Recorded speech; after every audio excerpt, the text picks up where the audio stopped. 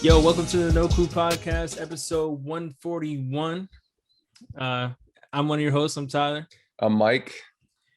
We're back, and let's get right to it, man. The Suns. We saw them this weekend.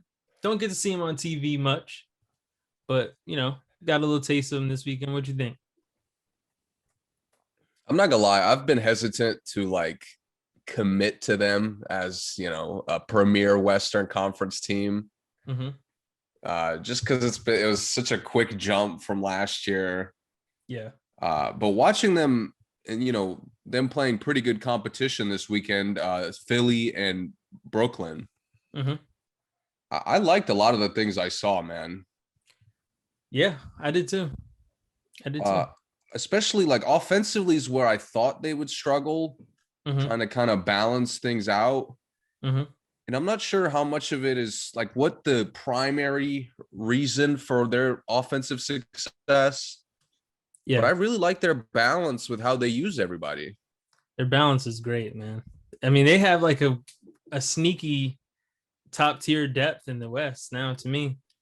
Yeah. Everybody comes in and can actually contribute in the game. Yeah. It's interesting because both games, every time they started struggling and trying to spread it out and get everybody shots. Yeah. As soon as they started struggling, they'd either make a concerted effort to get Ayton the ball more. Yeah. Or play through CP or Booker. Right. And literally in the Philly game, every time I'm okay, guys are starting to miss shots. They're starting to miss them badly. Let's get Booker a touch. Next play, Booker gets a touch.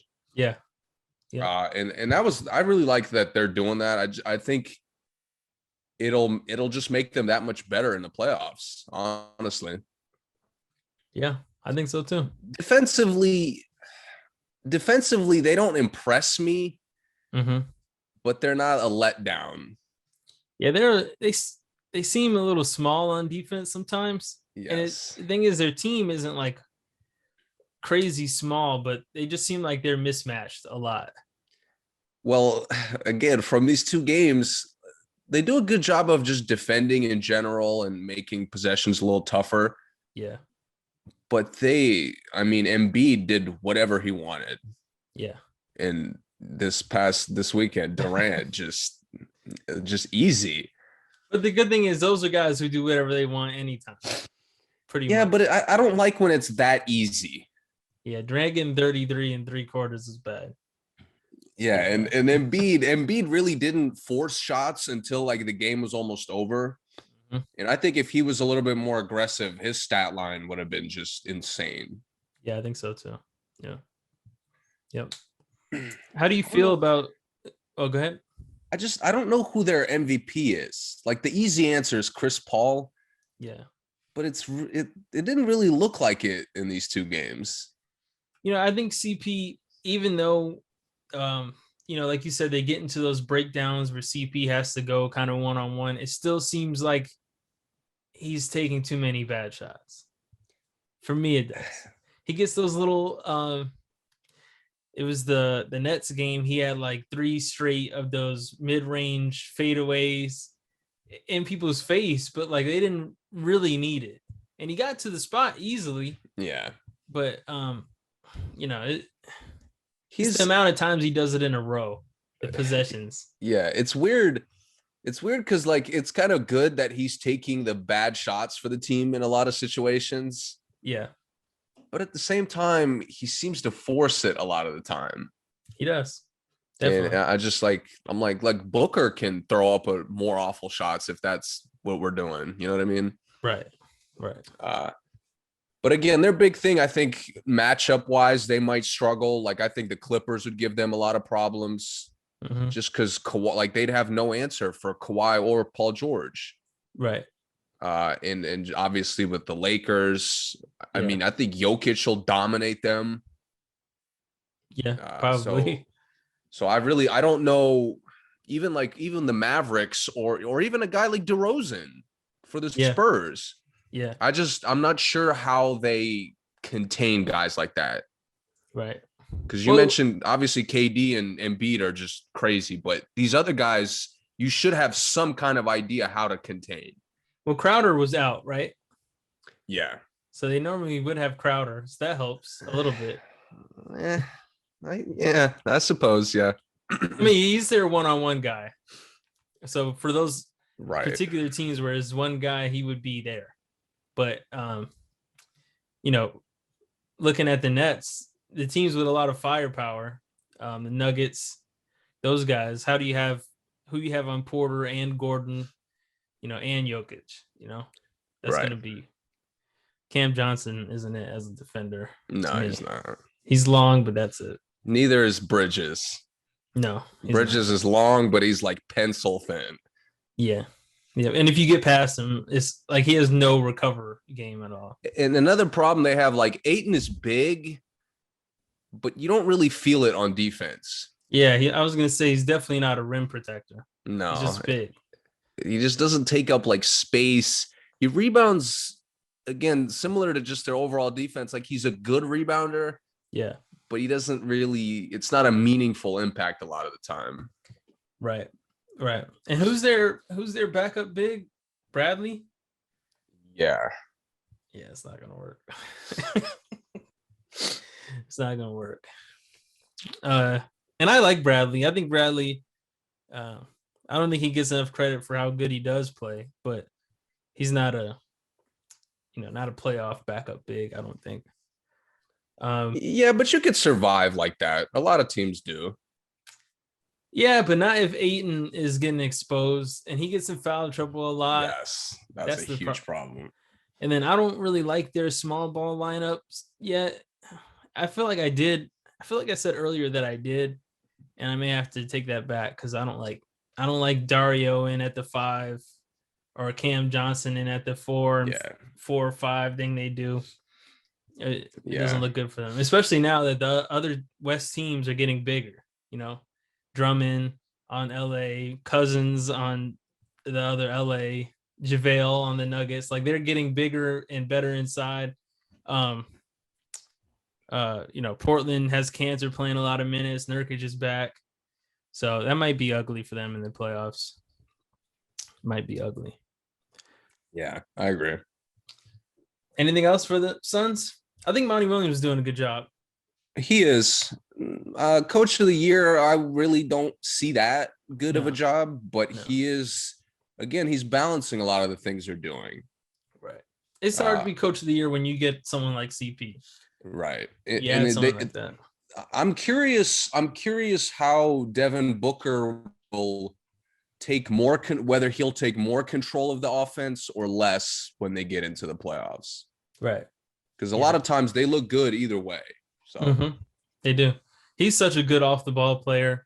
He is, man. When he needs a bucket, he can go get a bucket. Dude, him and Bradley Beal, like game to game, I think one is better than the other. Yeah, they have a similar style game for sure. Very, very skilled, like elite perimeter, like just package, very efficient. Yeah. Both get better every offseason. Yeah. I give Bradley the edge because Bradley is a better playmaker. But Booker sometimes Booker looks like a really good defender. Sometimes, some nights. Occasionally. Yeah, he has his moments. But all right. Speaking of the Suns game, Durant is back. KD looked pretty good. 33 3/4. Yeah. Nobody feeds off of, like, if the team moves the ball well, just KD is unstoppable. Yeah, because how he chooses to be the ultimate role player. Like, yes. I don't know if he likes that, but it's comfortable with him because it gives him less pressure. Obviously, we know how he is with pressure already, but it takes the pressure off of him. You got Blake scoring, Shamet scoring, Joe Harris is lighting it up. You got all these guys playing well. Then how do you guard Durant? Somebody's open all the time. Blake all the time, and they never. It seems like they never miss an opportunity to make an extra pass. Yep. And with them, guys don't turn down open shots, so they never overpass the ball. Right. Yeah. I can't really. I can't judge them until Harden is back, though. Yeah. Because Harden has kind of been their main guy since he got there. Yeah. And I'm just curious how much Durant will play off Harden, if it'll go the other way from time to time. Because that's the duo we really haven't seen. Right. And like it seems like it should be like a effortless, match that'll work. Right. But I just don't know. Like Harden controls the ball a lot. And Durant has gotten so comfortable, like not having a guy out there that does that. I mean, he hasn't had that since he left Russ. Right.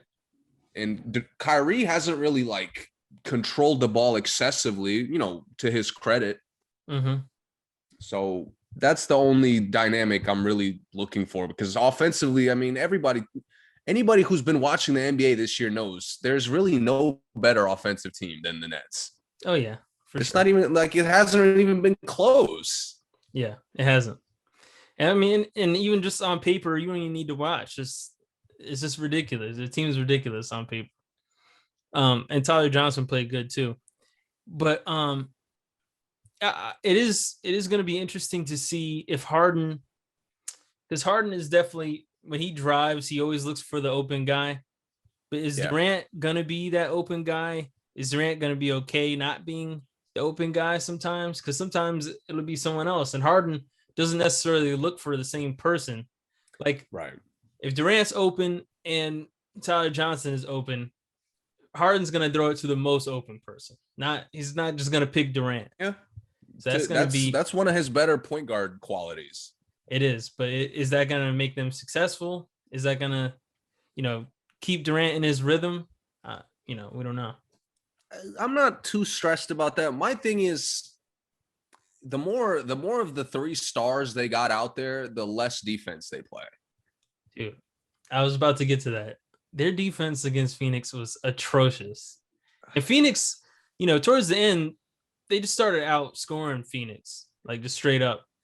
But that's such a bad recipe to get comfortable with. Yeah.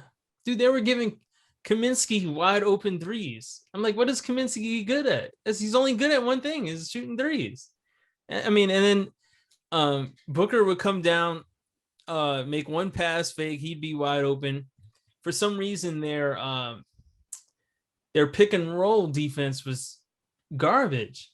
Every pick and roll, they both went with the roll man, and then the person with the ball was wide open. Did you see that? It did like 4 straight times. Yes. Yeah, I just it's like very similar to what I see in DC. It's like the effort just isn't there. Like we don't care about getting a stop.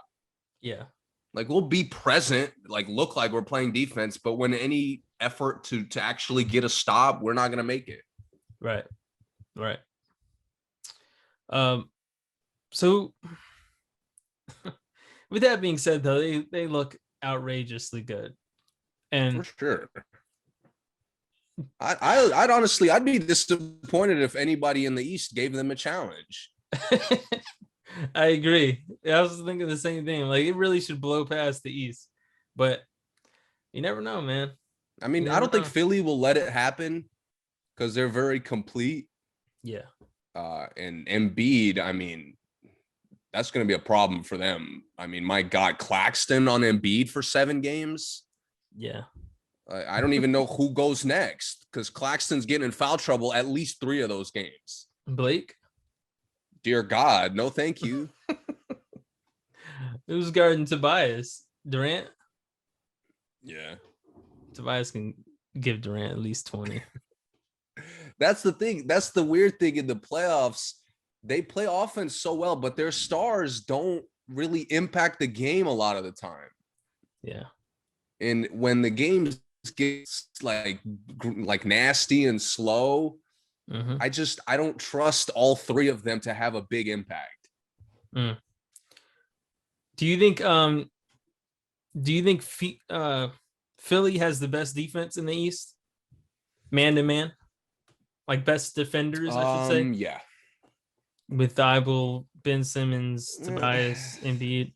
Yeah, they have the best. Like what I complained about with Phoenix, Danny Green. like So. right, Philly that's like a strength for them. Yeah, Dwight. Right. Yeah, And Danny Green, by the way, has just been lights out last couple of weeks. yeah, he's been good. He's looked really good. Let's see what he does in the They're weird. finals Like or the Philly's playoffs. right. But Philly's been weird because they get like Seth Curry playing good defense. Yeah. So Well, the I'm thing like, is, is it just like a team thing or is it just good matchup guys that they have?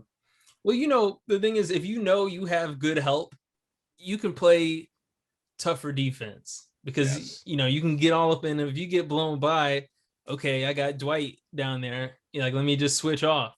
So I think sometimes, when the team's defense is better, individuals who don't normally play good defense can strap up harder, a little bit harder, like Seth. Even Shake Milton looks like a good defender sometimes. He's long, he likes to get those steals every once in a while. Kind of has a Lou Williams Yeah, kind of defense. Milton. Yeah, Milton is like the one role-less guy on the team, Yeah, but it he kind of is. works the way he just does random shit out there. Yeah, yeah. I don't really like that he tries to be like a Karis LeVert knockoff sometimes, but again, like he takes control of bad possessions for like the second unit a lot of the time. Yeah, And he does. it's they get away with it pretty well, I'll say that. Yep. Yep. All right. Who else we got? What else you want to talk about in the league? I can give a shout out to DC, 8-game win streak. We're in the play-in right now. What do you think about that? You think it's gonna stay? I hope so. Russ has been. He's finally been playing like I thought he would coming into the season, where he's just even his problems, he's like overcoming them just off of like energy, right? And it's infecting the rest of the team. But the biggest that's like a weird. You don't really know how much of that is causing these wins. But something that I've seen on the court that's causing wins is they finally have a real defensive center. And Gafford, the guy I thought was just getting and ones off awful defense. No, Gafford can play, man. I told you when they first got him. He's good. He's good. He does that like Nerlens Noel thing, that Mitchell Robinson thing, where he's just energy. He finishes the lobs and the easy opportunities. Yeah. And it works, man. Like that's who Bryant was trying too much, like to do too many things. That high screen handoff they did with him was a terrible play, man. It got exposed every single time. And he like dribbled to the top of the key and tried to hand it off to a guard. Yes. Yeah, and the problem is Bryant has no IQ. Yeah. And honestly, Gafford doesn't either, but he doesn't play like he needs it. Right. He just sticks to what he knows how to do. It's simple. Yep. And I think if this team really gets in the play-in, I think they could get in the playoffs. I do too. Yeah. So I mean, do I believe they'll even challenge anybody in the top of the East? No. But I would enjoy seeing it. I'll say that. And if if they by some miracle do upset somebody or start taking games from somebody, I'm gonna be talking so much shit. But they would play Indiana right now if the play-in was today. Oh, that's easy. Indiana hasn't played defense in like 2 months. They'd have to see. This is the thing. The play-in tournament is kind of confusing. They'd have to beat Indiana, and then they'd have to beat the loser of Miami and Charlotte. So they'd have to beat. That's 2 winnable games right there.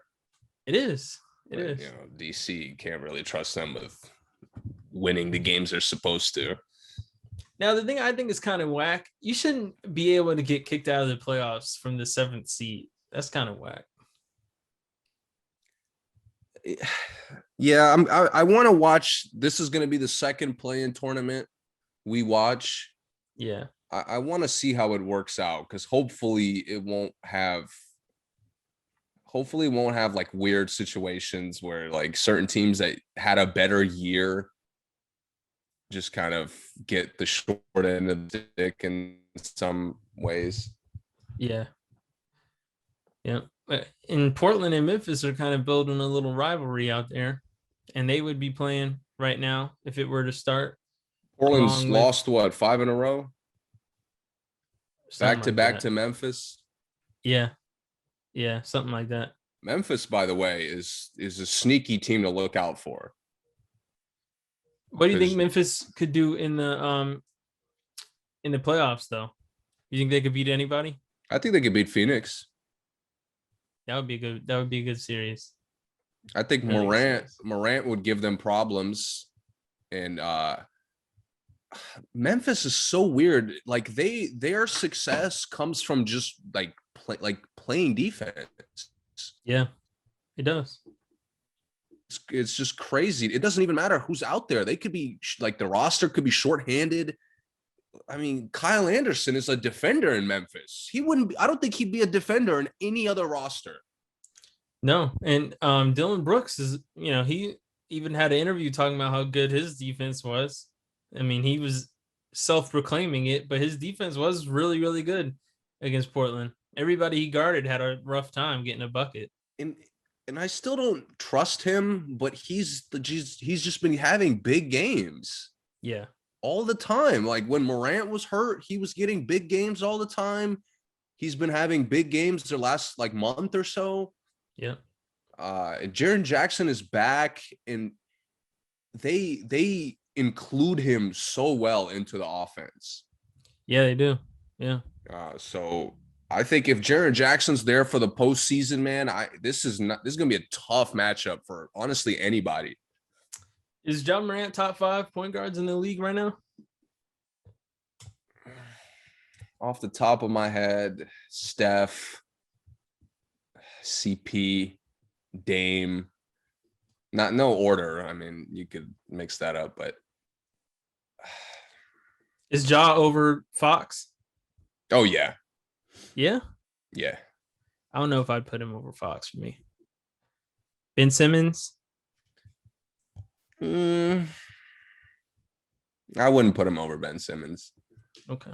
This year, maybe last year I might have, but this year, like Simmons's impact has been like so significant. Yeah. So I can't do that. And Morant, but the only thing Morant is missing is just consistency. Mm-hmm. Like there's a few too many games where he doesn't control the game. Is he over Murray? Yeah. Or Trae Young? Trae Young, I can't do it. Yeah. I'm not mad at anybody who puts him over Trae Young, but I can't do it. You can't. Okay, I got you. Yeah. Trae Young is over him, but he's over Murray for sure. So you went Steph, Ben, Trae, CP, and Dame. Okay, yeah. I mean, that's fair. Who am I? Am I missing Kyrie? I can't put him over Kyrie just because he's been cooking. But Kyrie isn't even a point guard, so I guess. Yeah, I was gonna say, is Kyrie even playing point guard? No. I feel like I'm missing somebody. No, I don't think so. I mean, if he's not top 5, he's 6 to 8 at worst. Russ, is he over Russ? Yeah, he's over Russ. I didn't think you missed him, but I was just making sure. I didn't miss Russ. Yeah. No, I mean, he's, again, if this team makes playoff noise, he's moving up in the rankings, I promise you. Okay. And they're only going to make noise through him. Him and Fox would be close for me. But I probably do have him over Fox right now. Sacramento just is awful. Yeah, that's the thing. And I don't want to knock Fox for that, but like, if Memphis or Atlanta were awful, I'd be knocking Morant or Trae Young. Exactly. Yeah. Yeah. And Trae Young got hurt, man. I didn't see how bad his what was it, his ankle? Yeah, it's just Something with his a regular ankle. sprain. Okay. It's just a regular sprain, just like 2 weeks or so. He'll be back before I feel bad. the Nate McMillan can't win coach of the year, but like if there's like a monthly coach, yeah.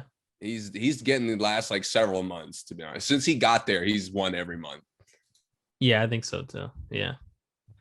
Yep. Did you see have you seen Milwaukee play recently? No, I haven't. I gotta get on Milwaukee. I've been sleeping on their games a lot. Milwaukee is again, it's really close. They're actually leading the league in points per game, second in rebounds per game. That's impressive. I didn't even know that. But their team, they have so many guys now.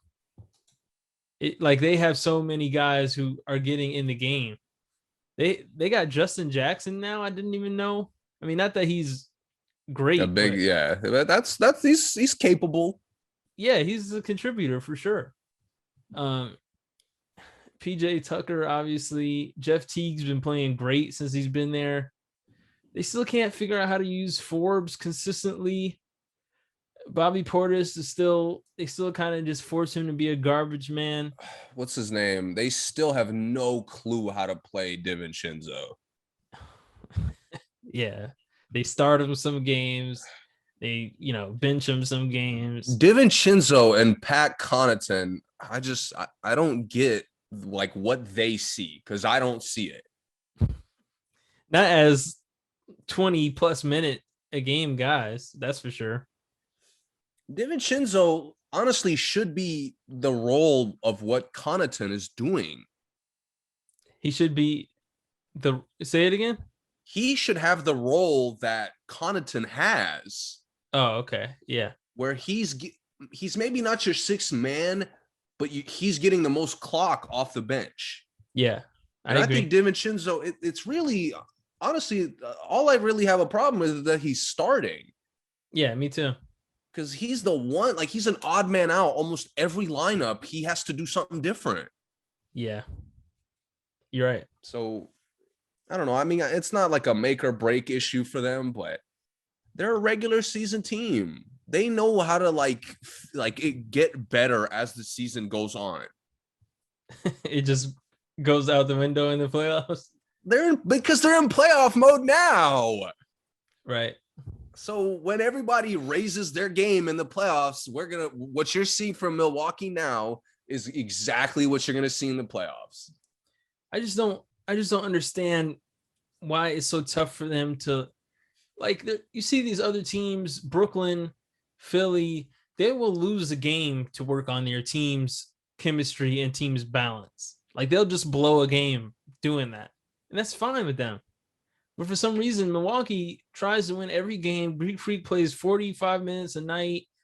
And Forbes is there just doing nothing some games. Bobby Portis is there doing nothing. PJ Tucker, they haven't really figured it out. I haven't seen Justin Jackson even play for them yet. And Jeff Teague looks good. But then, like you said, the DiVincenzo and Connaughton issue, I still don't know exactly why they're out there. And I don't know why, what are they waiting for to figure that out is my question. I don't know. I mean, they seem, honestly, I don't even think they're waiting. They seem to have a higher, idea of those guys than we do. Uh-huh. Because Connaughton gets to shoot threes like he's Bryn Forbes. It's right. Bizarre. Bryn doesn't get any threes off. What are you doing? Exactly. Yeah. Right. It's just they're gonna have PJ Tucker. Watch them have PJ Tucker in the playoffs taking top of the key threes. They'll probably have them shooting mid-range shots. Some random shit. Because honestly, this team needs to commit to Middleton for better or worse. They do, yeah. And maybe it'll be worse considering he's been a letdown in the playoffs.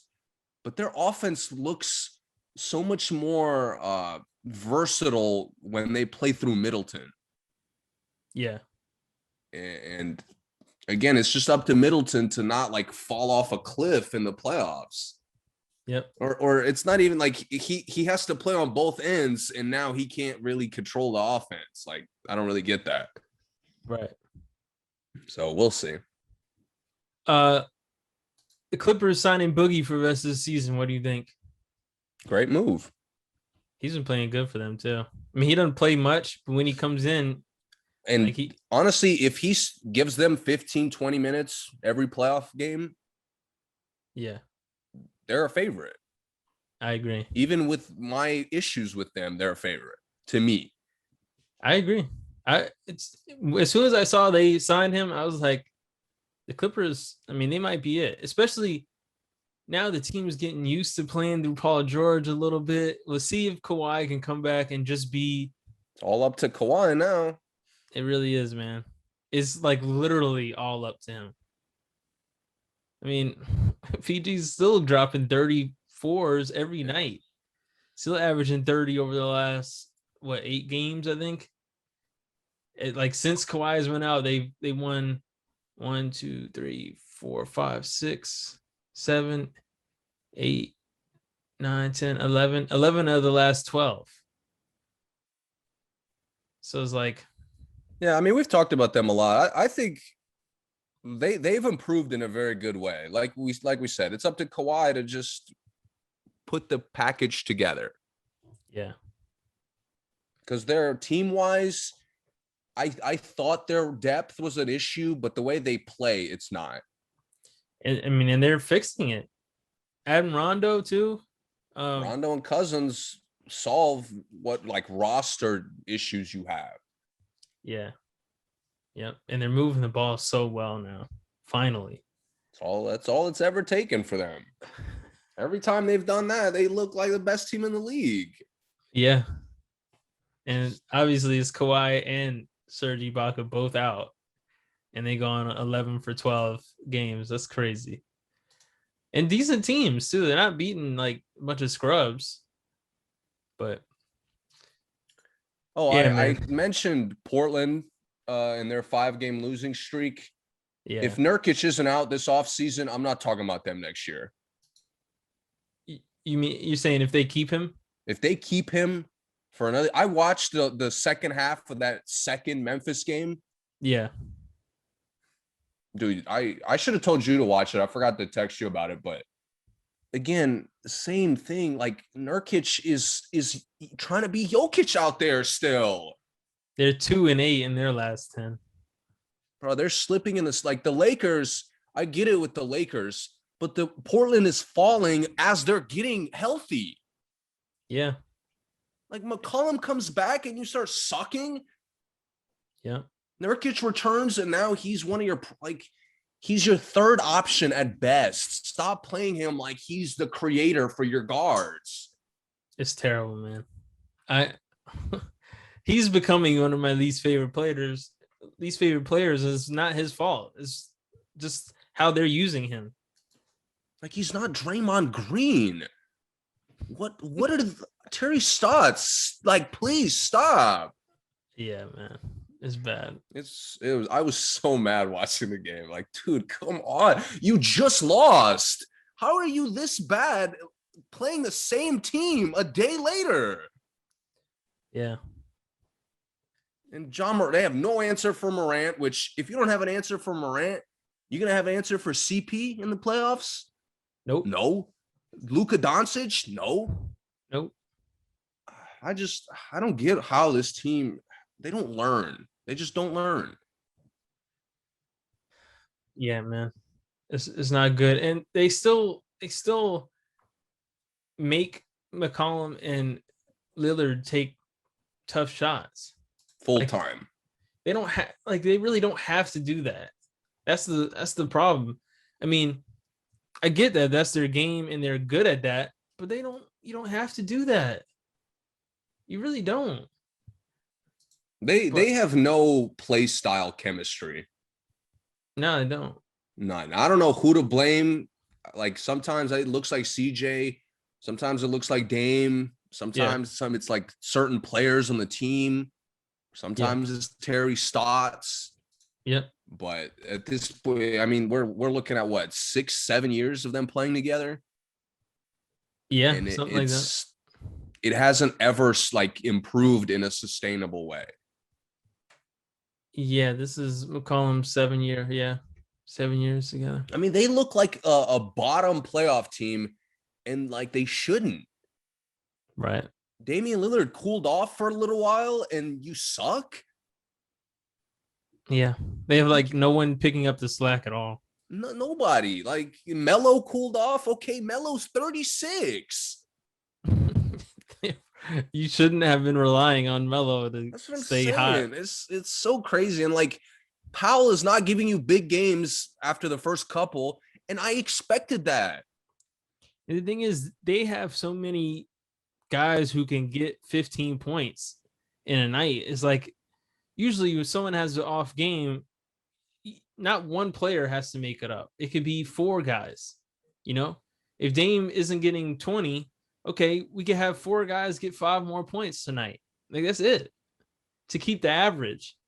But they have guys like, all right, McCollum's off, so Carmelo take 30 shots, or Dame's off, so Nurkic take 18 shots, jumpers, and like 12 bad ones, at least 12 bad ones. Yeah, I don't understand. And Gary Trent actually filled this role well for them. Mm-hmm. Why can't anybody be consistent at anything in Portland? I know that was my main issue with them letting him go. That was it. You're right, man. I didn't think it'd be yeah. But we talk about it all the time. It's all momentum. If it's just the flow of the game, Powell is not like, he's not a consistent guy.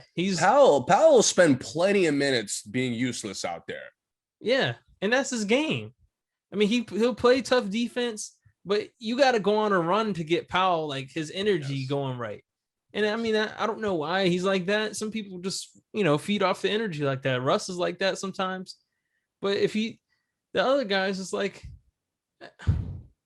and losing 2 people, not that Hood was giving them anything this year, but he at least had a role to come in and just score. And if you're not scoring, we don't need you to come in. But now it's like everyone needs to come in and actually do something. It looks but nobody bad. knows what that is. Rondae Hollis Jefferson is getting like I'm done with Terry Stotts. Even if they somehow find a way to like make noise in the playoffs and upset somebody, yeah, I don't care. I've been saying for like 4 years now, Terry Stotts has to go. Other than Scott Brooks, I can't think of another coach who should go faster than Terry Stotts. I agree. I mean, my God. I mean, Stan Van Gundy is trying to like zoom ahead of them for the Pelicans. Yeah. Did you see after our episode? Did you see the nonsense he was talking about? How like high schoolers would have been able to do this? No, what did he say? Basically about that Lonzo mistake in that Knicks game when he helped when they were up 3. Yeah. Like a high schooler wouldn't do that. Like he's trashing the team. Like, dude, the team doesn't learn shit game to game. How is that not on you?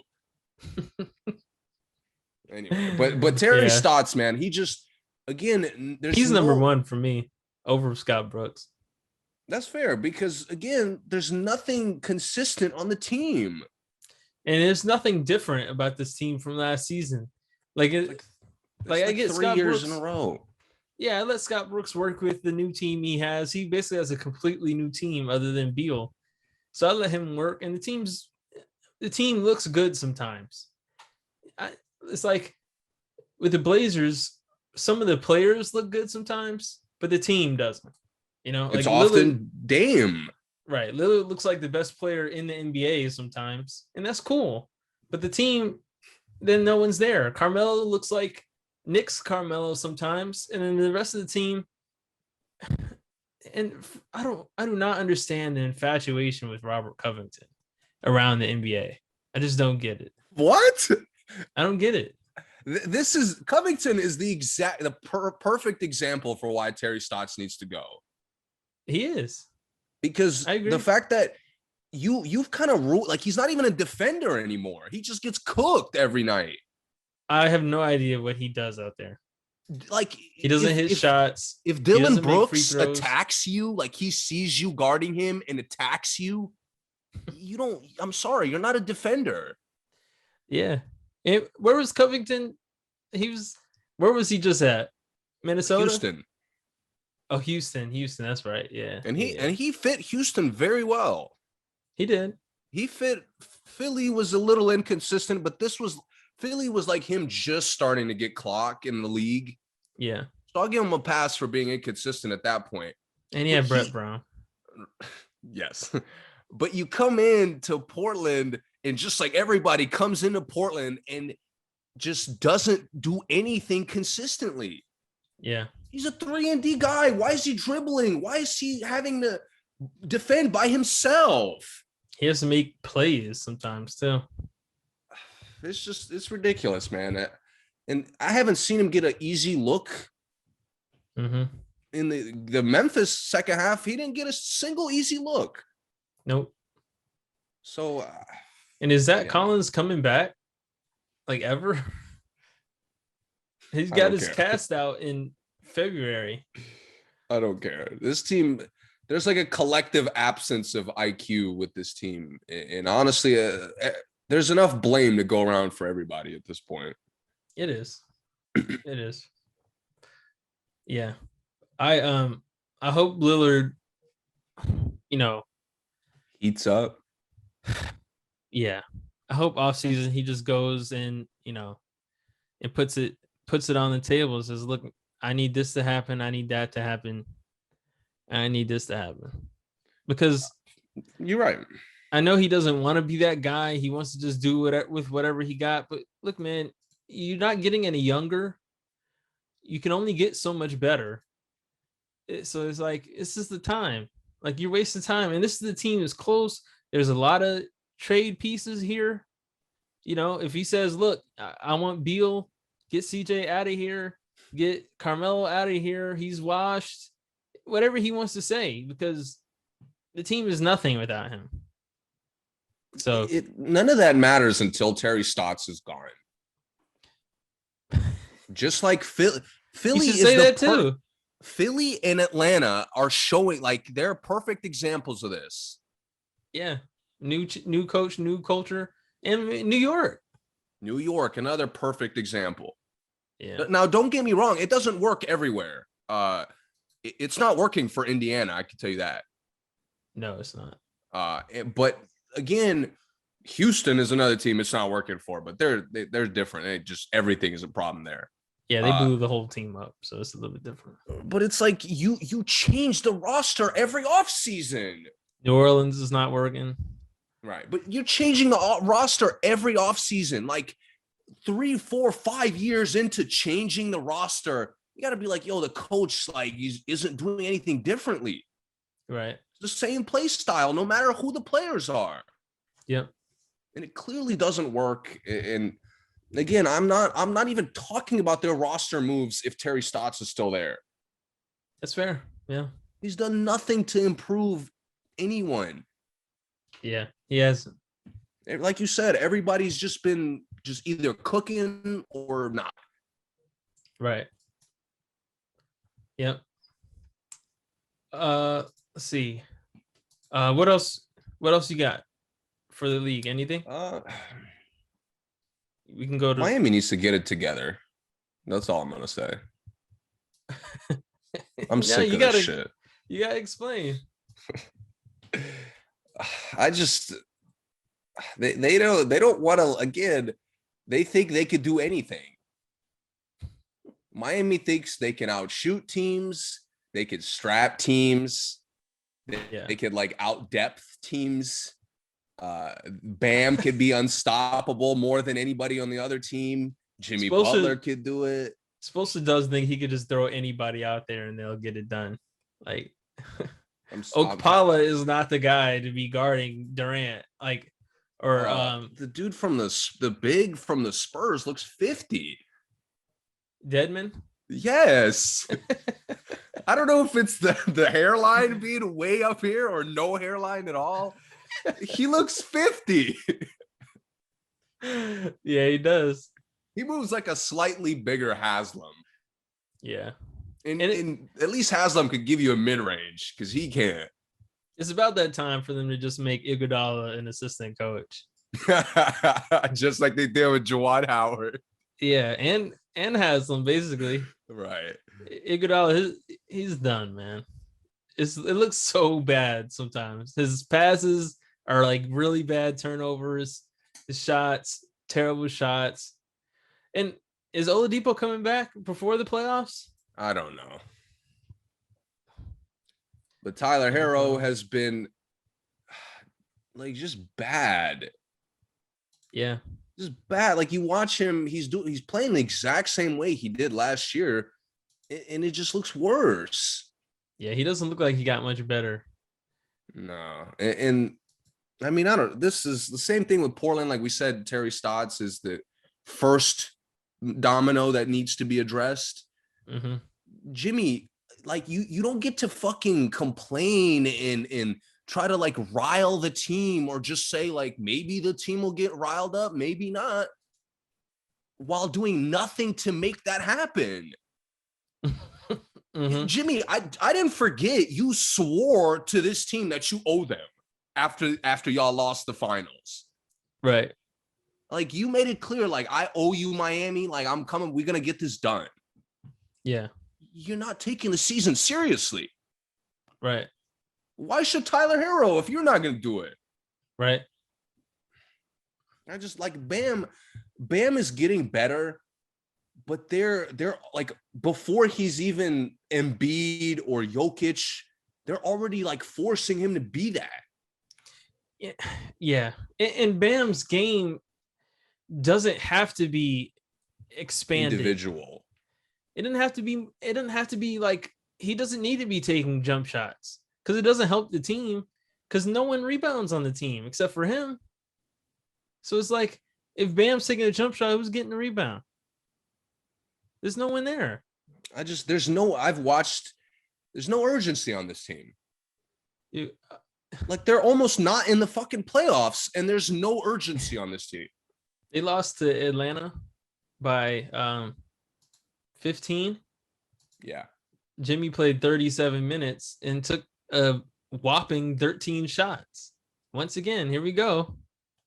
37 minutes and 13 shots. That's it. Who took the most shots? Him and Duncan Robinson and Kendrick Nunn were all tied with 13. Bam had 12. Tyler Herro had 10. That tells you everything you need to know. I know. I'm not even I've said enough. Yeah.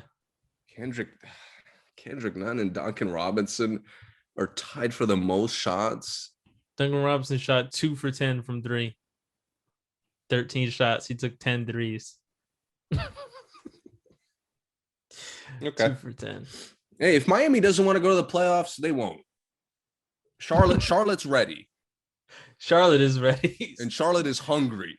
Terry and Miles Melo's Bridges, about to come back. Yeah. Miles Bridges' nickname is Sky Miles, which is fire. Something like that. He's just been I texted this to you out of the blue because I haven't been watching their games because they really haven't been on. Yeah. But every time I go to like basketball highlights, he's got a new poster. Yeah, he's giving out free baptisms, that's for sure. And people are like sleep. Like, yo, you do realize he gets in the paint, he's getting up. Like dudes are arriving late as if like he might lay that shit up. Like, what are you talking about?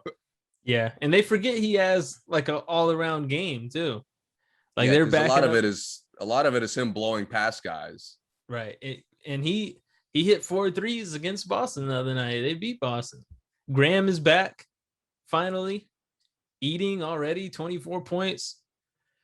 They're tough, man. Bro, this team is, if they got most of their guys in the play-in tournament, I'm calling it right now, they're going to be in the playoffs. Oh, for sure. I think for sure. I definitely think they beat Miami in that. They beat Boston without LaMelo, obviously, Malik Monk, Gordon Hayward, and Cody Zeller, which is like, 4 of their main rotation pieces. 2 starters. This is one of those. This is one of those teams where they're gonna walk into the playoffs and whoever they're playing, Philly, Brooklyn, everybody's gonna be like, "Oh, clean sweep." No, and they're gonna have like 3-4 guys going off in that first game, and they have big time players like Norman Powell. We talk about he's a momentum guy. Big moments, Norman Powell all of a sudden wakes up. But Charlotte, Terry, Graham, Bridges, Hayward, Monk, LaMelo, they're big, like full game guys. Like the more pressure on the game, the better they play. And Graham's been doing it since college at Kansas. He was a big leader, big time player. Huge. Terry did it for Boston. They wouldn't have even made it to the Eastern Conference Finals that year if Terry wasn't stepping up all those games. Right. And we see what LaMelo does with a crowd. LaMelo goes crazy. Yeah. Hayward steps up. They're top tier for team chemistry. Oh yeah, and that's going to be huge in the playoffs. And when there's energy out there and the team is feeling it, Malik Monk, he has some like he catches magic in his fingers when the team is hot. He doesn't even like most guys have to get hot to like go off.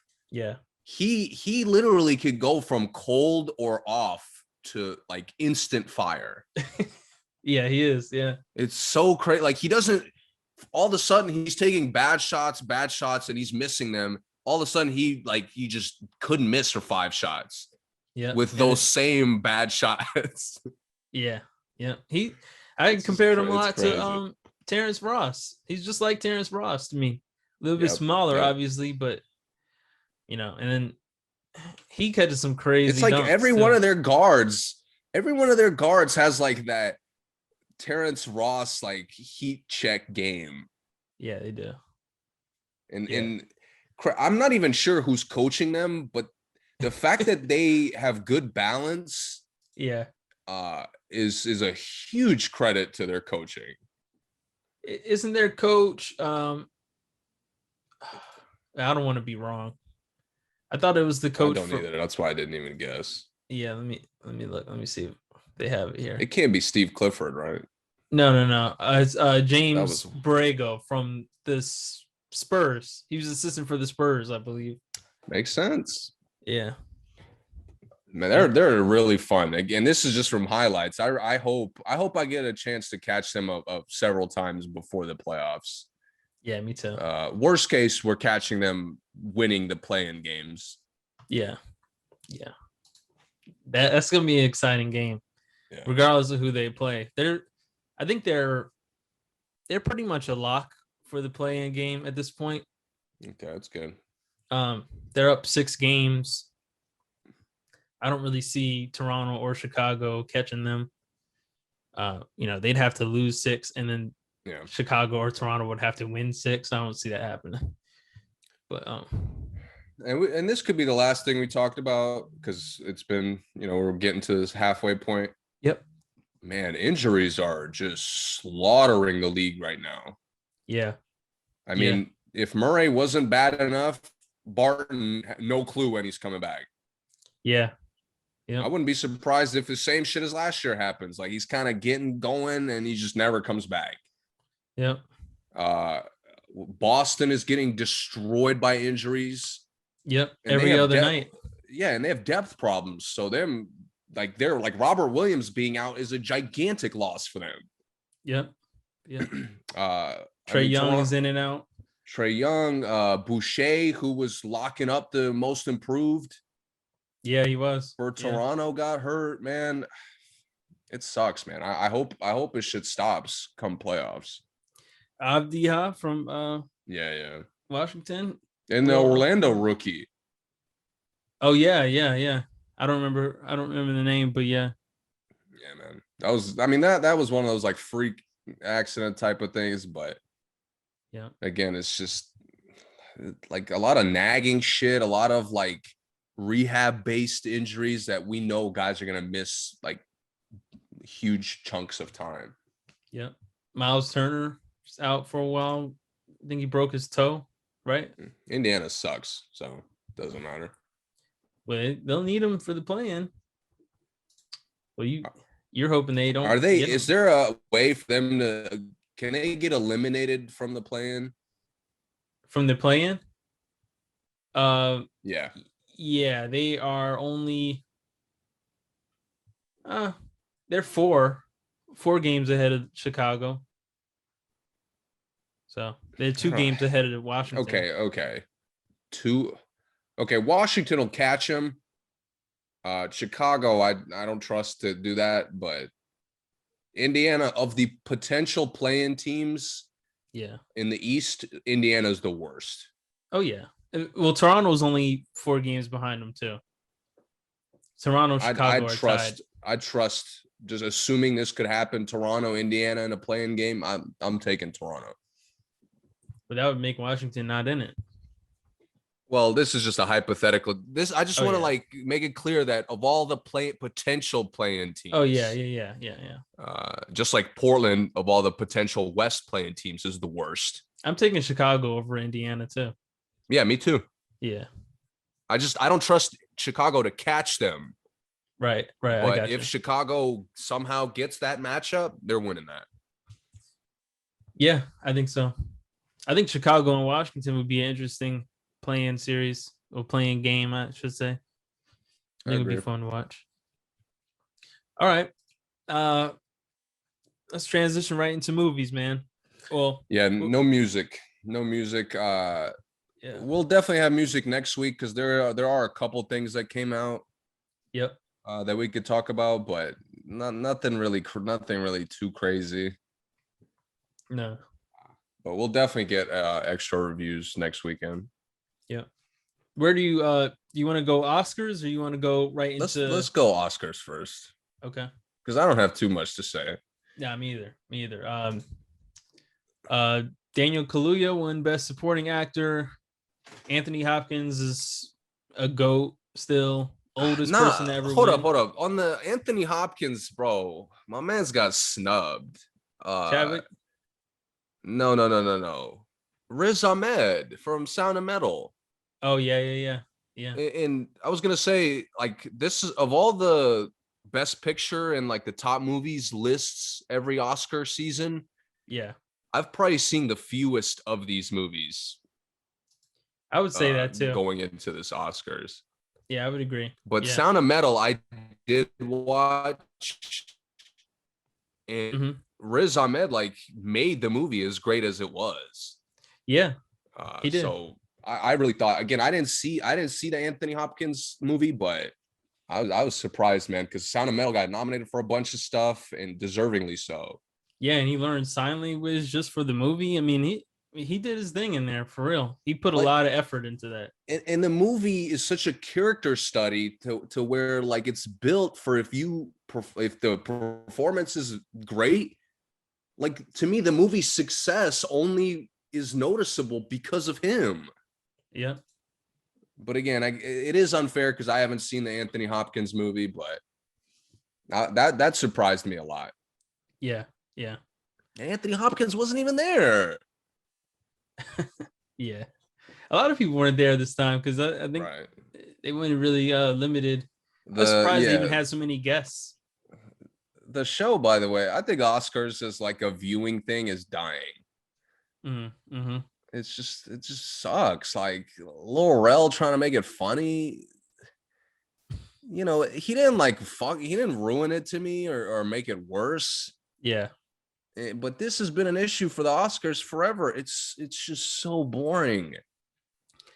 In my opinion, I think that they need to take these things off of I know they can't, but off of the regular cable television, like ABC and CBS and NBC. They just ruin these things, man. With the politics, they got to pick the people that they have on there.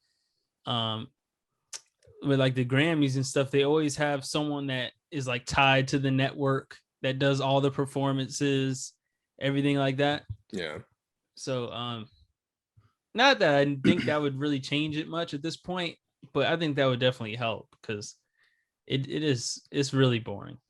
Really, really, really boring. Nomadland won Best Picture and Haven't seen it. I never even heard about it until the Best- Oscars. Best Actress. It's on Hulu. It's really, really, really good. It was good. Am I crazy to say Frances McDormand kind of overrated? Would that be a hot take? Yeah, it's a hot take for me. I think she's rated where she should be.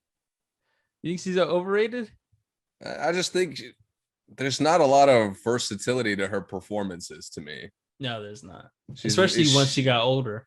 Yeah, she has that like archetype of just kind of angry woman with certain other elements a lot of the time. Yeah. And I'm not saying she's like bad or like, trash by any means. I just think she gets like really strong consideration for awards anytime she's there. Yeah. And obviously I can't speak to this movie because I haven't seen it, but she got a lot of praise for 3 Billboards Outside Missouri. Uh-huh. And I thought her performance in that was just like basic. The movie was good. The storyline was really cool, but her, like, she didn't carry the movie or like stole the show by any means. I agree with that. Yeah, I remember that Oscar season. Yeah, that Oscar season, she was getting a ton of praise. Yeah, I didn't feel that either. I'm with you on that one. This one, it was mostly just her in the movie, so she really did carry this one a lot. But I don't know if it was Best Picture, but based on like the other actresses, I can't really talk about these. What? I just can't really talk about a lot of these performances. I haven't seen them. Yeah. They definitely went very indie this year. I guess obviously because we didn't go to the movies, we could have only seen a few of these anyway. Yes. So that kind of made it a little bit whack. But you know what? I like that. You do? I think the Oscars could benefit from using their platform to like really push the sleeper underrated, good movies. Yeah. I agree with that. So I hope they continue that trend. I don't mind like if a big time movie gets snubbed, like if it had success, it's okay for the movie to get snubbed. Like I'd rather like Nomadland. I want to know that it's great. The movie last year, the Asian movie, so good. Yeah. Parasite. I didn't watch it. Yeah, I didn't watch it until I'd watched the Oscars, and I was like, "Oh, I got to see this." Right. And it's a classic. Like it's a classic movie. Right. Yeah. It's so good, and I love that the Oscars do that for me every year. The one that won Best International Feature, Leonardo DiCaprio already got the rights to remake it, so we're gonna see that in English. Say less. English pretty quick. Ma Rainey's won a lot of awards for the design, hair, makeup. That was cool. Soul won a lot of awards. I haven't seen that yet, but I want to. The animated movie. To This to Strangers on Netflix. Great. Go ahead. I think for a little bit of a hot take, I don't mind the other winnings for Soul, but I thought Onward was better. That's just my opinion. Like it's close, so I'm not really mad at it, but yeah. To me, I would have picked Onward over Soul. I saw Onward. Like I said, I haven't seen Soul. I haven't seen any of the other ones either, I don't think. Yeah, the other ones I'm sleep on too. Wolf Walkers. Yeah. Yeah, Soul just seems like one of those. It seems more, and you saw it? Yeah. Was it more dramatic than Onward? I think Onward's like emotional climax was a lot like I just thought it was more like impactful. Gotcha. Yeah, with the dad and everything. Yeah. I just that connection. But again, Jamie Foxx and the music, and it's just great. Yeah, it won for the music, I think. Yeah, and it should have for those categories. It definitely should have. Yeah. But Onward, again, this is like if Onward to me was a 10 out of 10, Soul was a 9.8. So it's only a marginal difference. It wasn't a robbery, you're saying? No. Gotcha. Tenet, best visual effects. Hold up, there was something I think in visual effects that got nominated that pissed me off. Mulan? Yes. Yeah, it's exactly what it was. I knew exactly. Trying to get to it. No, that's for those who've seen it. No. Yeah, there's definitely been some things. Nothing about Mulan is impressive. Nothing.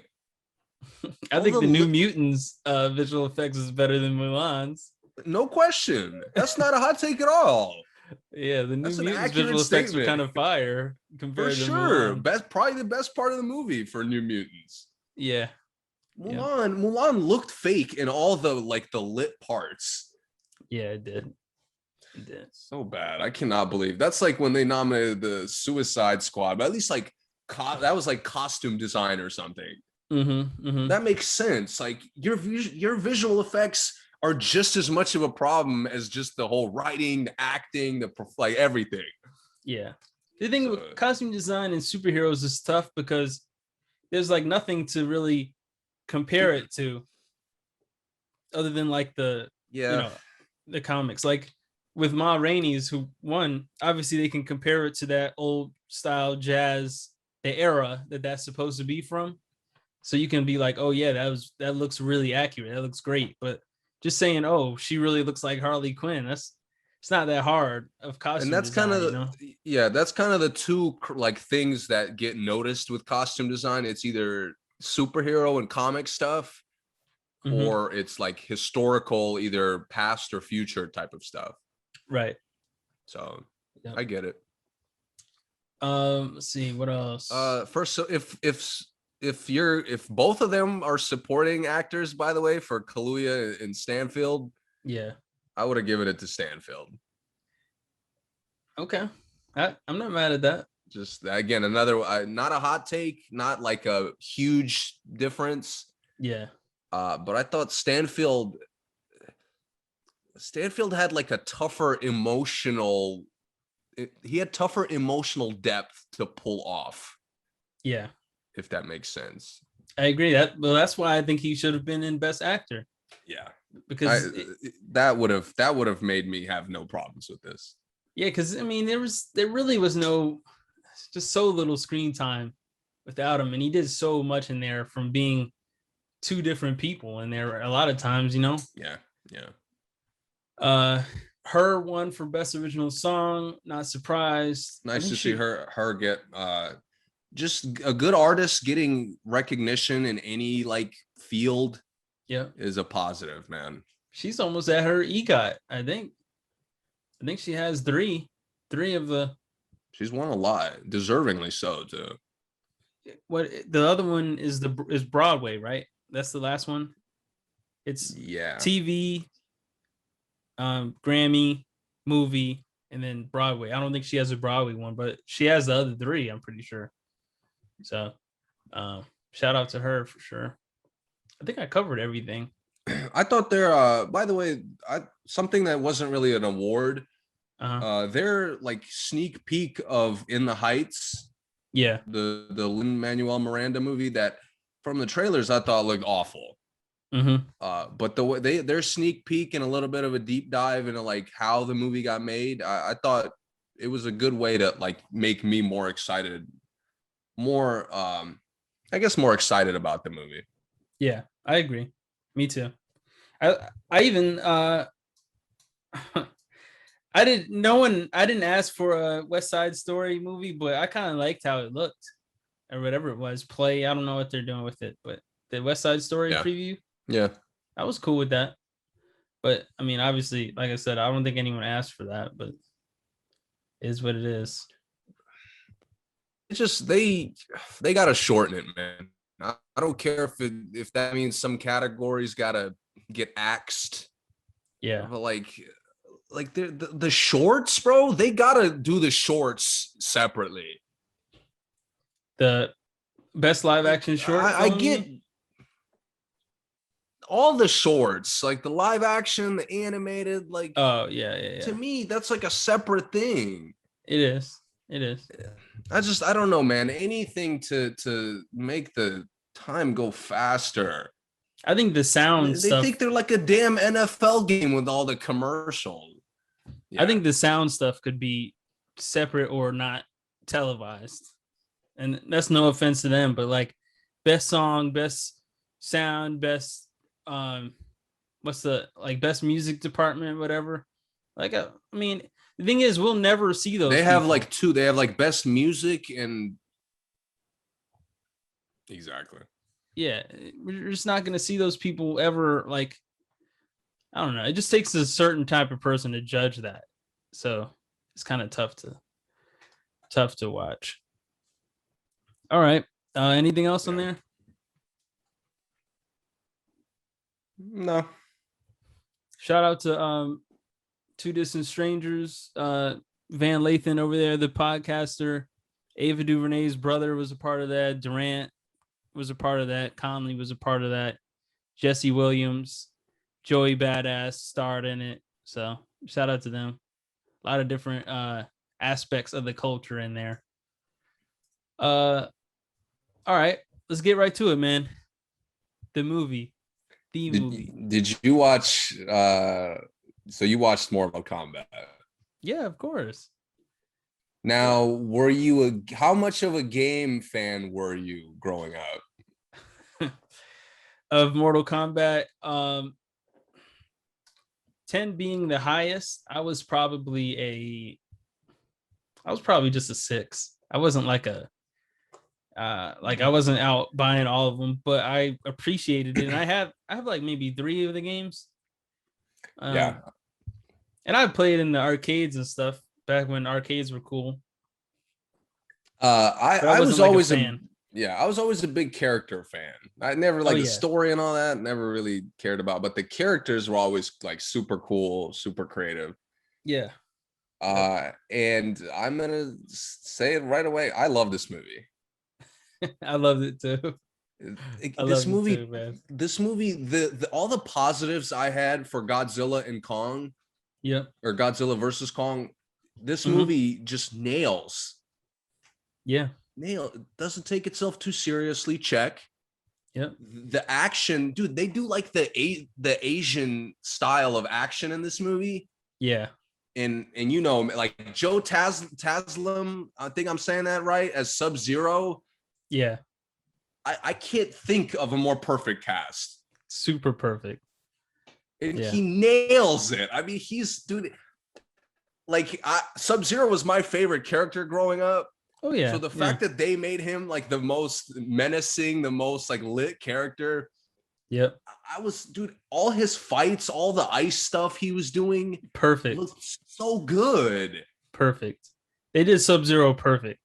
So good, bro. And Scorpion. The two most known characters. Yep. They nailed. Yep. They gave him like this really cool rivalry to kind of push the story. For you to like go along with the characters. And I thought most of like Kano, like if you don't find him funny, I'm sure you didn't like him, but I thought he was funny. I thought he was hilarious, man. He was great. His reactions to like the crazy stuff that was happening were so funny. Yeah. And I thought the girl was good. All the girls were good. Melina looked great. Yep. Melina looked really good.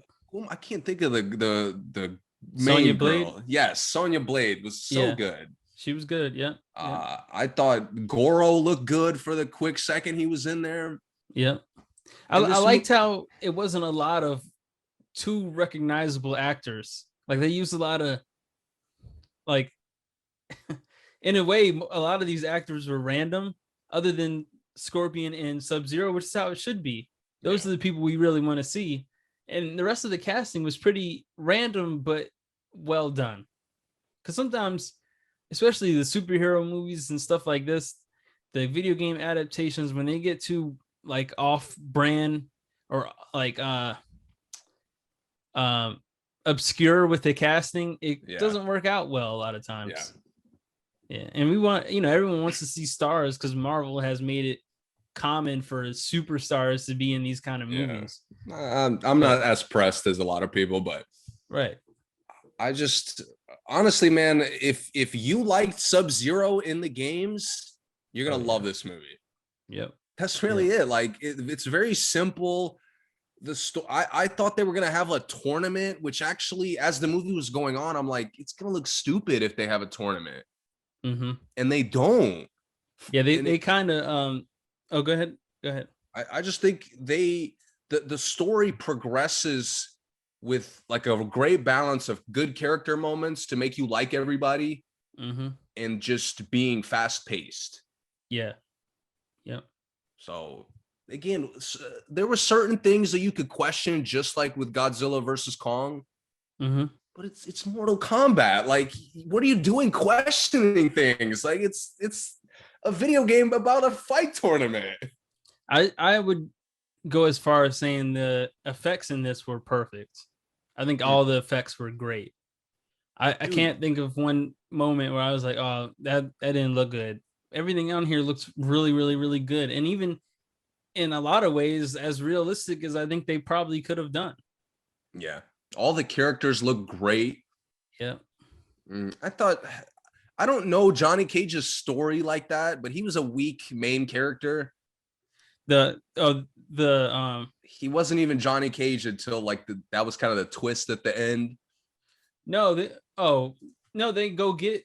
I think the twist was supposed to be them going to get Johnny Cage like for the next movie. Oh, because I was pretty set that the guy they called him like a normal name the whole time. Cole Young. Cole Young. I was like, is that not Johnny Cage? Like, I wasn't sure, which kind of threw me off for a big portion of the movie. Now the end is supposed to be like an Easter egg of them going to get Johnny Cage for the next one. I like it, man. I forgot which actor it was, but one of them said they already signed up for four of these movies. And the way they did it here, again, the things they cared about is what fans wanted to see. Absolutely. Yep. And they created just enough meaningful relationships for you to be invested in the characters. Yep. The fatalities look great. Yeah, and like the way they played with that, like didn't make it too serious, was really good. The casting was so like Liu Kang was perfect. He was perfect. Again, Kano was perfect. The guy with the Kung Lao was great. And again, the final fight sequence in this movie, by the way, where it's spoiler alert, Scorpion and Cole Young versus Sub-Zero. Yeah. I mean, literally flawless. Yeah. At one point, like, I didn't even catch this. I was so shocked. I had to rewind it. Sub-Zero, like, takes the blood from Scorpion, freezes it, and then stabs him with it. I was like even the video game can't think of shit like that. Right. Yep. And he did in that scene. He did a lot of his moves. That ice wall, that's from the game. The daggers, the clone where he like backed off was such a game move. Yep. I loved it, man. Yeah, it was solid. I think the next one, Johnny Cage is coming, Baraka is coming, and there's one other one coming. But I mean, go ahead. This is also a Russo. One of the Russo brothers did this. The younger one. I could tell by the pace. Yeah. Now that I didn't know that, but now that you say that, just thinking about the pace of the movie, I can see that. Yeah. And I like that there was characters in this I didn't know. Yeah, me too. Yeah. And the Cole Young, he's a new character I think they made just to make the movie flow. But I'm not mad at that. Yeah, me too. He acted well. He did. His storyline was just basic. Yeah, it was. And I think that the next one, if they do another one, they better. I think that how we're talking about they didn't have a tournament. I think they're setting it up. Obviously, this one he was trying to, spoiler alert, trying to kill everyone off before the tournament. So I'm thinking, yes, next time they're actually going to try to get to the tournament, or when, like I said, Baraka and Johnny Cage come. So it was good, man. I like how his storyline, came together, him losing his arms, like them showing that part. I like that. I thought it was really funny how they gave him like basic Terminator arms at first. Yeah, until he unlocked his thing, and I thought that was really cool. I liked that a lot. Yep. And Kano is just like, Kano's kind of the central humor like character. Mm-hmm.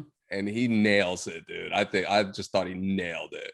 All his lines are hilarious. So yeah, funny. when him and Kung Lao and Liu Kang were going back and forth at the dinner table, that was hilarious. Yeah, so funny. Yep. All right. Quick thing that was quick about Mortal Kombat. Good movie. Speaking Can't wait of for the next. Superheroes, perfect segue. So it's over. Falcon and Winter Soldier has ended. For those who haven't seen it, cut the podcast off because this is all we're doing for the rest of the time. Where do you want to start with that, man?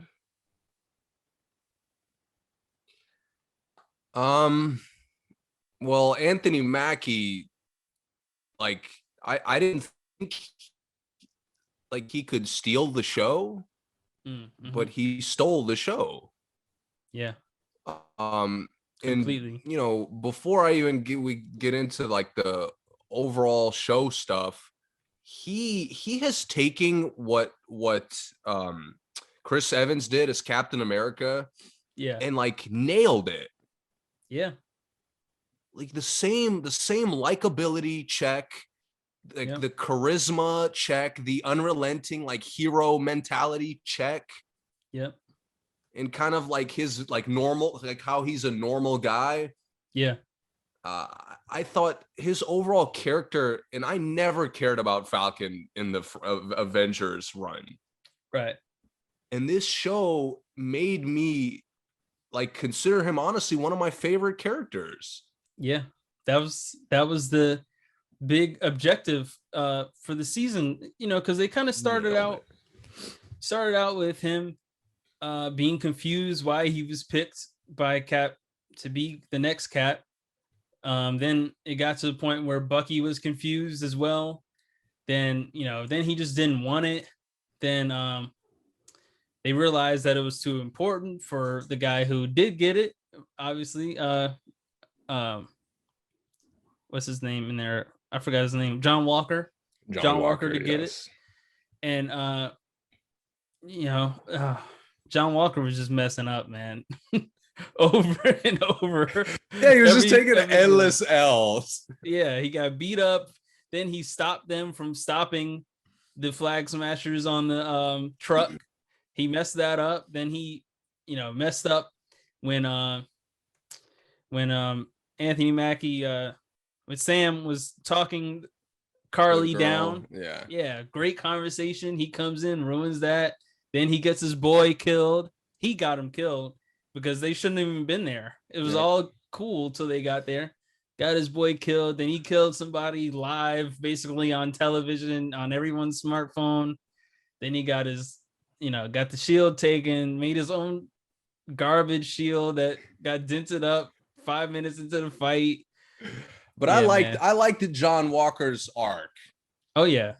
Because they wanted you to hate him, and I really hated him. I still hate him, but I really hated him. Even third, fourth episode. Even early on, like they were like 50-50 with it, where they wanted you to like him. Yeah.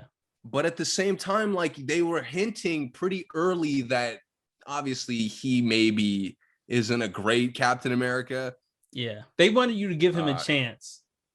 They were like, he could do it. And look at his motives. He had cool motives. He had his wife had his back. He felt the pressure, and it made you feel like, oh, maybe he can do it. Maybe it is a lot of pressure. He just needs some time.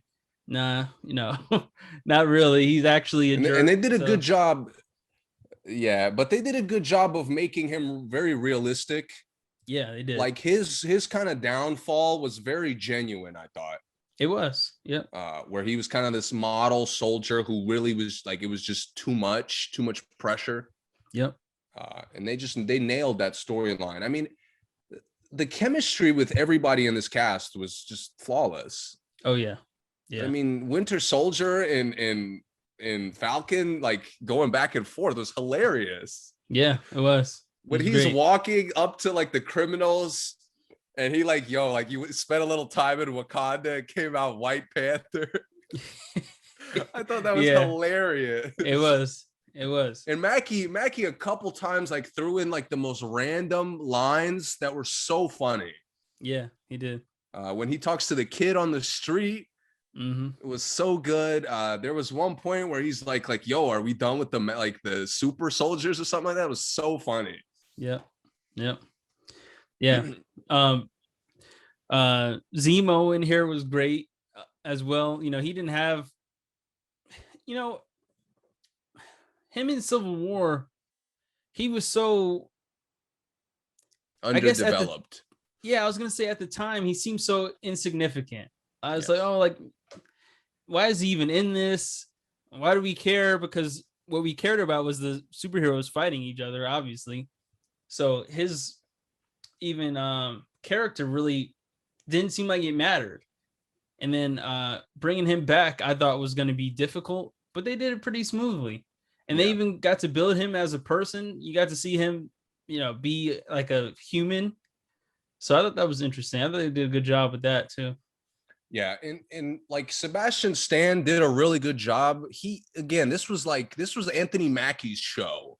Yep, it was. I wouldn't have been mad if they just called it Falcon, to be honest. But he does such a good job because the story is very centered around a lot of the things that happened to him. Yeah.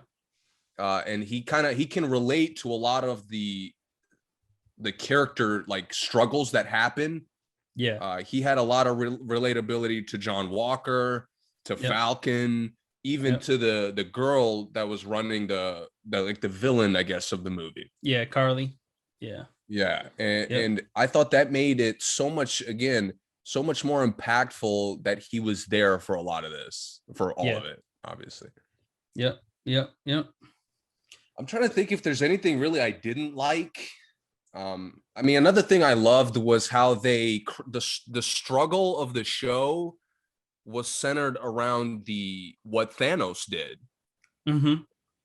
where people disappeared for 5 years and then came back, and again they made it realistic with the struggles that come from that. Yeah. Yep. And again, I can't really think of much that I didn't like. I thought the Madripoor stuff was kind of weird. Yeah, when Zemo took him over there, and then they saw Carter and the girl who turned out to be the power broker. Yeah, the power broker. I thought that was kind of weird, kind of forced. Yeah, I thought it was too, and it seemed like they almost needed like another. They didn't really need another episode, but they needed to spend more time of why we should have even cared that the power broker was a thing. Yeah. Because like, they were talking about, they go see the power broker, but it was like it was almost like we needed to see more people that the power broker impacted.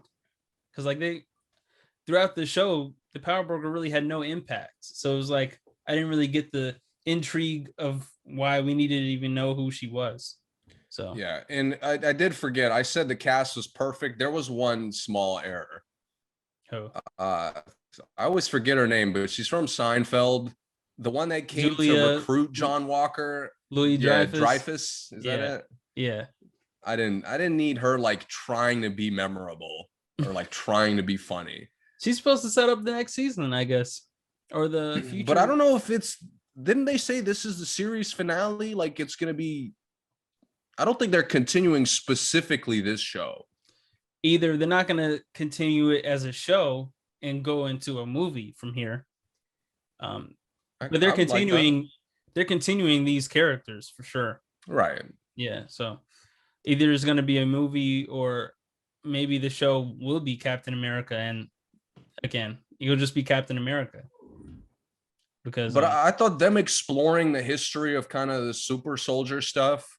Yeah. It made Anthony Mackie's struggle throughout the show so much more meaningful. Yeah, it did. Yeah. And that like final speech he gives to the senator was so impactful. It was. Yeah.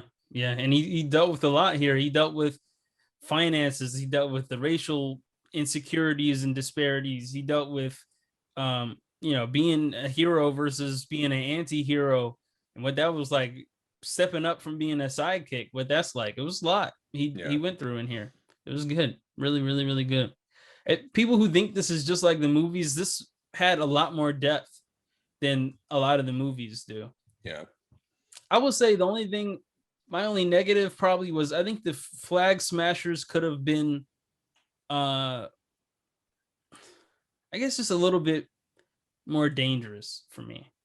Like, I get that, the stuff they were doing was important, and they were kind of they were terrorists, but they were very like low caliber terrorists, like anarchists kind of. Yeah, and they didn't do that much, No. Obviously at the end, and if they kept setting there, and one thing they didn't nail, I think, was they were kind of progressing Carly to go like kind of dark side, I guess. Yeah. To where she was starting to just blatantly like not value lives after a certain amount of time. Yeah. But I thought that went from not being a thing in the first 3-4 episodes to them like just sneaking it in every now and then the last couple episodes. Yeah. Yeah. I just thought that was a little bit, the pacing of that storyline wasn't very good. Yeah, I think they were probably the biggest issue, the villains. Another thing is Carly's death. Obviously, spoiler alert. Sorry if you didn't already cut it off. We told you to stop. So. Yeah. Carly's death, I thought, was underwhelming. I think, like, obviously, once she died, but I felt like I was supposed to feel more about her dying, because she kind of was going back and forth. She actually was trying to do something that actually was trying to help people, but doing it obviously the more dangerous, like you said, anarchist way. But I didn't really feel anything from her death. It felt like it was one of those, he was holding her. It felt like one you were supposed to like really be upset. Maybe your eyes get a little wet or whatever. I didn't feel anything like that. I agree with you for the most part, but the slight disagreement for me is that his Falcon's like relatability to her cause and him kind of understanding what she's doing did make it somewhat impactful towards the end. So like her death specifically was underwhelming, but like the impact it had on Falcon, I thought was pretty well done. Right. That's true. I agree with that. I agree. Yep. So John Walker becomes U.S. agent, which is a kind of an anti-hero. I want to see more of him, man. I like the stuff he did here. Yeah, I mean, you mean as an actor? Yeah, he got the pedigree. He's Kurt Russell's son, so he's he got it in his veins. It's a good job, and I haven't seen him in too much, but he picks very like roles that he can handle. Yeah, he does. Yep. Yeah, he does. Yep. Anything else about Falcon and the Winter Soldier? Great show. I enjoyed it. Disney Plus. Keep doing your thing. Yeah, man, they're doing a good job. I think Loki's next.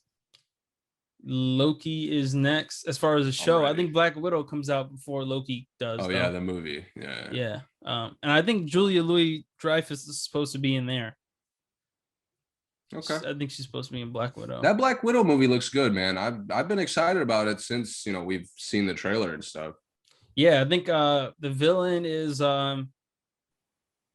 Taskmaster, I think his name is, and he can like copy people's moves or whatever. So that'll be pretty cool. Some of like the characters, I don't know where those characters, I guess from her like earlier days as an assassin. Yeah. But they're just from the trailers, their chemistry looked really good. Yeah. I wanted to ask you, do you think that Black Widow will, like, you think she comes back from the dead after this movie? Like, do you I don't think so. I'm pretty sure this is set after Civil War. After Civil War and before Endgame? Yeah. I'm not certain on that, but I'm pretty sure I read that. Because I heard people saying that it might set up her like I hope they're going to the different universes and all that stuff, multiverse, all that. Yeah, I hope not, man. You want her to be done? Yeah. Yeah, I'm just tired of deaths. Like, not like DC could get away with it with Flash, but that's like Flash has done that as a character, in his stories, even in the show. Yeah. Again, I'm not as familiar with Marvel stuff, but it's just going to be weird if they start just kind of like Fast and Furiousing it, like they're fucking bringing back Han as if he didn't die. Right. Yeah. So it's just weird. Yeah. Bring back Han, but don't bring back Gal Gadot. That's whack. Crazy. So if you're gonna bring someone back, that's who we want. Facts. Yeah. I know that they also set up for like the Young Avengers, I think. So it's like a spin-off of the Avengers with Sam as Captain America, Isaiah Bradley, the original Captain America, the black one, and his grandson becomes a hero.